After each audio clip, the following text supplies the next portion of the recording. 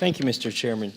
Mr. Salko, did you testify that $113 billion has been spent in Afghanistan since 2002? For reconstruction on only. Reconstruction.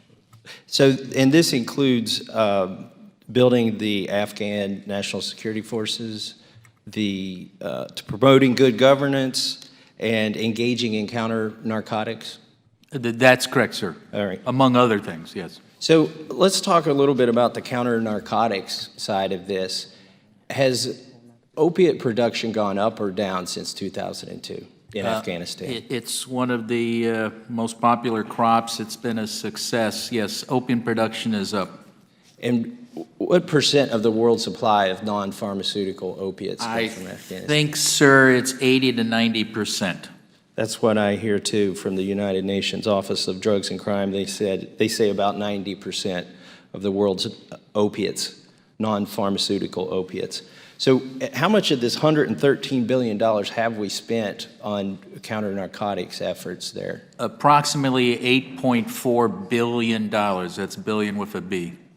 And how much has opiate production gone up since 2002 or since some benchmark that you can identify? I don't have the exact number, but I think they're producing well more now than they did during the Taliban years. And it has been the only successful export from Afghanistan for the 15 years we've been there. Ms. Abizaid, is this consistent with what you know about opiate production in Afghanistan? I'd need to check and get back to you on how numbers today compare to 2002. I know over the last year, mostly due to weather, there was a decrease in the poppy crop. I think that the weather patterns this year mean that that'll likely increase. But whether it's a full increase since 2002, I'd need to take that for the record, sir. So I've read reports that opiate production has as much as tripled since we invaded Afghanistan in that country. How much do you think it's gone up, Ms. Abizaid? But has it gone up or down? Sir, I'll need to take that for the record. I don't have an impression that it has tripled, but that is not something that I follow on a daily basis as part of my portfolio, so I'll check with those that do. So the counter-narcotics effort is not within the DOD? Yes, sir, it is within the DOD. How do you measure success if you don't know? Sir, the counter-narcotics money that the Department of Defense has spent in Afghanistan has primarily been to support the Special Mission Wing, which is an Afghan aviation program. That's actually one of the most successful programs in Afghanistan. Now, whether that's affected the overall levels of opiates and poppy cultivation, I don't have those numbers for you. I will say that reporting standards have increased widely over the last 14 plus years in Afghanistan as more and more credible sources have come in. So whether in 2002 there were accurate figures or not is something I just can't speak to, sir. Would you testify today that opiate production has gone up since you started the counter-narcotics effort, or that it's gone down? This is very simple. I understand, sir. I'm sorry. I don't. You don't know if it's gone up or down? I'm sorry, I do not. How can you account for, I trust you've had a lot of activity because you spent $8 billion there, but what about progress? The progress that DOD has made in the use of its counter-narcotics funds are represented by the success of the Special Mission Wing, which is an Afghan aviation program.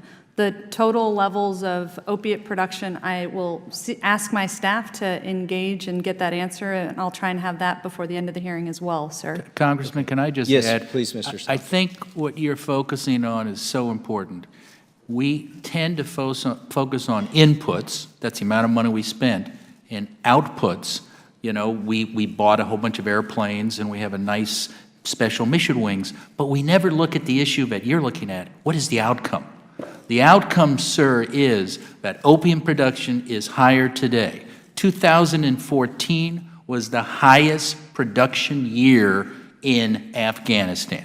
So if you look at any metrics for success or failure, and I've been doing counter-narcotics, I did it for Sam Nunn when I was on his committee for 15 years. I looked at counter-narcotics activities in the United States. You look at arrests, you look at seizures, you look at amount of crops under production, hectares under production. You look at the number of addicts. If you look at every one of those metrics, we have failed.